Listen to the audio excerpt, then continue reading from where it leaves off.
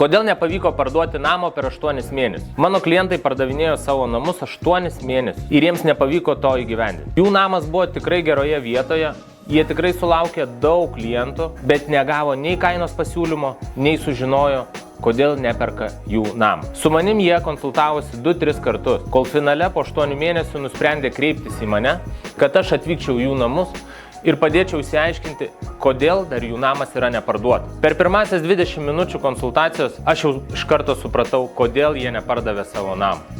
Tai nebuvo paruošę savo namų pardavimui. Jų namas turėjo tam tikrų trūkumų. Tai yra įskilusi siena, pelėsis pirtyje, nukritusi trinkelė fasado. Todėl po pokalbio mes nusprendėm ir aš jiem rekomendavau investuoti keletą tūkstančių eurų į namo paruošimą pardavimui. Tai mes ir padarėm. Po namo pagerinimo mes startavome į rinką su kita nauja kaina. Tai yra 65 000 brangiau. Mums pavyko surasti klientą per 2 savaitės. Klientas pasirašė preliminarią sutartį ir paliko avansą. Todėl mano klientai uždirbo daugiau pinigų, pardavė greitai ir nepatyrė jokio streso, kai pradėjo dirbti su manimi.